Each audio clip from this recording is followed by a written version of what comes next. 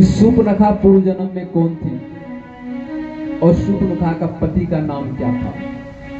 तो सूर्पनखा का पति का नाम था विद्युत जीवा और सूर्पनखा पूर्व जन्म में एक इच्छाधारी नागिन थी जिसका नाम था नयनतारा और उनका पति का नाम था शेषनाग। नयनतारा की पत्नी का नाम पति का नाम था शेषनाग। कौन शेषनाग? जो अभी आप लक्ष्मण जी जान रहे हैं वही शेषनाग। एक कथा है आपका मार्तंड रामायण में और लवनिक रामायण में, दोनों रामायण में इस कथा का उल्लेख है। एक समय की बात है, नयनतारा और शेषनाग पाताल लोक में रह रहे थे। बहुत दोनों में प्रेम था। एक दिन शेषनाग ने नयनतारा से कहा कि देवी, मैं कुछ दिन के लिए यहां से दूर वन में जा रहा हूं भगवान का भजन करने के लिए, भागवत भजन करने के लिए। इसलिए हे देवी, तुम इस आश्रम का रख रखाव करना, देखभाल करना। इस प्रकार से कह करके शेषनाग जी वन की ओर चल दिए। नयनतारा घर पे अकेली थी और शेषनाग के एक मित्र थे जिनका नाम था प्रताप भानु।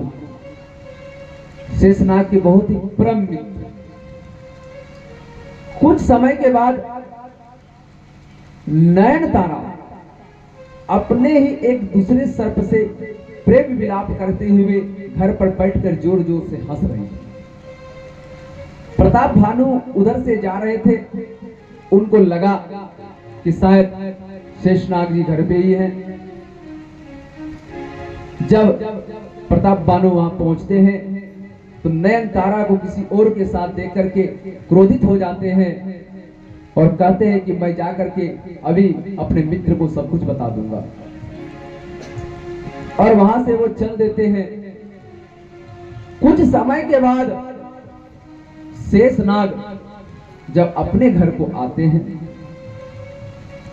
और घर आने के बाद ही नयनतारा ने प्रियाचरित्र दिखाती है और शेषनाग से कहती है कि तुम्हारा मित्र प्रताप भानु हमारे यहाँ आया था, हमसे कुछ उल्टा सीधा कह करके गया है।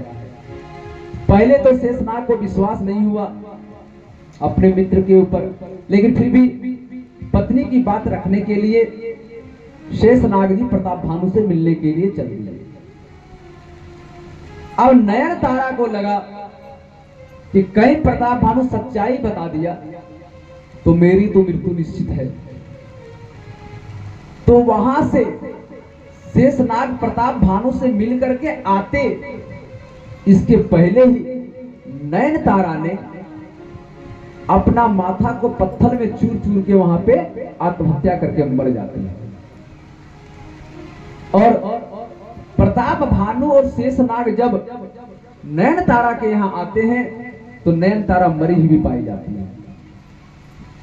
शेषनाग को सब बात पता चल जाता है, प्रताप भानु को सब बात पता चल जाता है। उसी समय शेषनाग ने नयनतारा को छू करके कसम खाया कि जाओ, अभी तो तुम अपनी प्राण दे दी, मैं तुम्हें कुछ नहीं कर सका, लेकिन जब तुम दोबारा जन्म लोगी, चाहे किसी भी रूप में तुम जन्म लोगी, मैं तुम्हारा नाक और कान जरूर काटूंगा। वही नयनतारा थे जो सूर्पनखा बनी, इसीलिए लक्ष्मण जी ने नाक कान को काटा। अब वही प्रताप भानु रावण बना जो सूर्पनखा के पति विद्युत जीवा को मार दिया। इसीलिए दोनों का प्रतिज्ञा पूरा हुआ। प्रेम से बोले आनंद कंद भगवान की जय हो, श्री ठाकुर महाराज की जय हो।